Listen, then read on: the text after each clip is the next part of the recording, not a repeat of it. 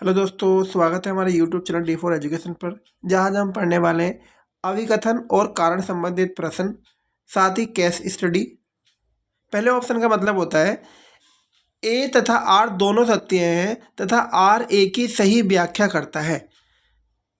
अगर किसी क्वेश्चन में ए तथा आर दोनों सही हैं और जो आर है वो ए की सही व्याख्या करता है, तो उसके लिए ऑप्शन ए होता है। बी को समझेंगे।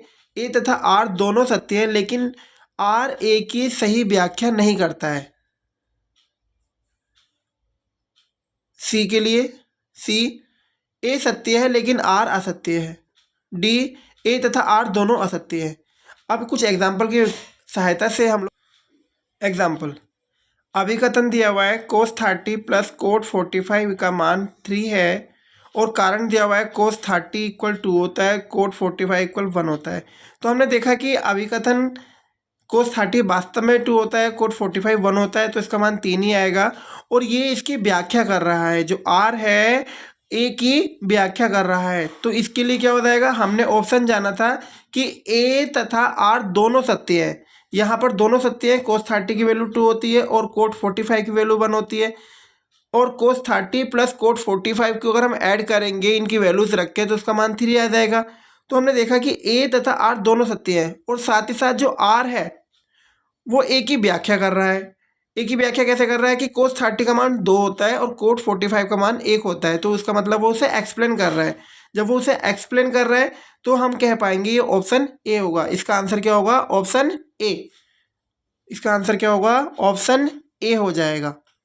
एग्जाम्पल अभिकथन विद्युत बल की कोई भी दो विद्युत रेखाएं एक दूसरों को नहीं काट सकती।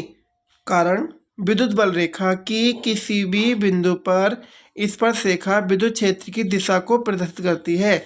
अब यहाँ क्या हुआ कि दो बल रेखाएं कभी भी एक दूसरे को प्रतिच्छेद नहीं करती हैं, नहीं काटती हैं, ये बात तो सत्य है। अगर कभी काट भी दिया, अगर प्रतिच्छेद करती भी है, तो वहाँ पर जो स्पर्श रेखाएं होती हैं वो विद्युत क्षेत्र की दिशा को प्रदर्शित करती हैं। तो ए भी सत्य है और आर क्या कर रहा है, ए को एक्सप्लेन कर रहा है। आर क्या कर रहा है, ए को एक्सप्लेन कर रहा है। तो इसके लिए भी आंसर क्या आ जाएगा, ए आ जाएगा। इसके लिए भी आंसर क्या आ जाएगा, ए, ऑप्शन ए। क्योंकि ऑप्शन ए क्या बोलता है, ए तथा आर दोनों सत्य हैं तथा आर ए की सही व्याख्या करता है। और ऑप्शन बी क्या था, ए तथा आर दोनों सत्य हैं लेकिन आर ए की सही व्याख्या नहीं करता है। और ऑप्शन सी क्या था, ए सत्य है लेकिन आर असत्य है। और ऑप्शन डी, ए तथा आर दोनों असत्य हैं। नेक्स्ट एग्जांपल समझेंगे। अभिकथन ए, चूंकि बल एक सदिश राशि है इसलिए विद्युत क्षेत्र की तीव्रता भी एक सदिश राशि है। तो अभिकथन तो सही है, बल एक सदिश राशि है और विद्युत क्षेत्र की तीव्रता भी एक इसलिए सदिश राशि है। कारण विद्युत क्षेत्र की तीव्रता की यूनिट न्यूटन पर कूलम होती है। तो ये बात तो दोनों सही है लेकिन ये कहीं भी इसे एक्सप्लेन नहीं कर पा रहा। जो कारण है, जो आर है, वो ए को कहीं भी एक्सप्लेन तो नहीं कर पा रहा है। बात दोनों सही है। तो हम इसे कौन सी कैटेगरी में रखेंगे, इसे हम बी ऑप्शन पे लेके चलते हैं। क्योंकि बी ऑप्शन क्या बोलता है, ए तथा आर दोनों सत्य हैं लेकिन आर ए की सही व्याख्या नहीं करता है। तो क्या आंसर हो जाएगा, बी। कारण प्रथम कोटि की अभिक्रिया के लिए टी हाफ इक्वल 0.693 अपॉन के। यहाँ देखो ये टी हाफ वेग स्थिरांक पर निर्भर कर रहा है लेकिन सांद्रता पर निर्भर नहीं कर रहा है। तो जो आर है वो ए को एक्सप्लेन कर रहा है।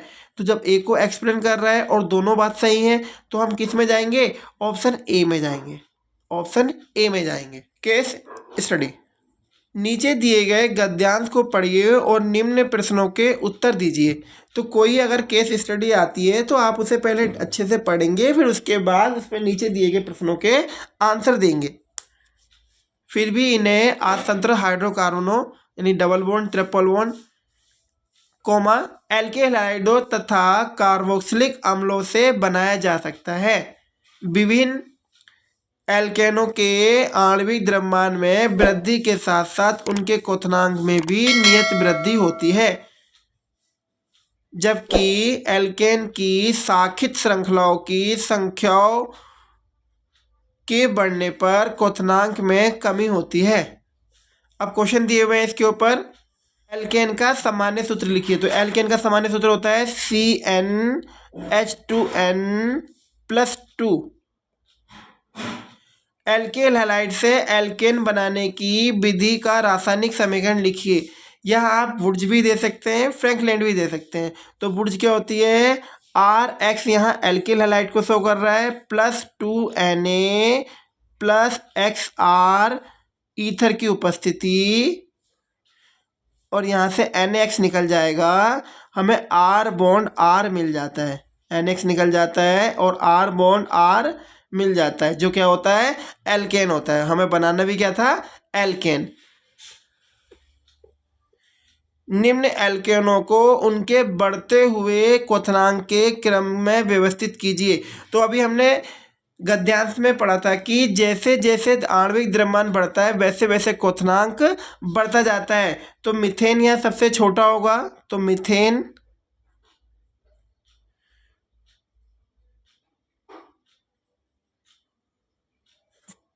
मीथेन छोटा होगा किससे, एथेन से,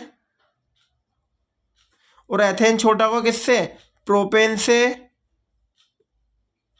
और प्रोपेन किससे होगा, पेंटेन से। तो ये दो नए टाइप के क्वेश्चन थे आपके क्वेश्चन पेपर में। अभी तक जो नया पैटर्न ऐड हुआ है उसके अकॉर्डिंग उम्मीद करता हूँ आपको ये समझ में आए होंगे।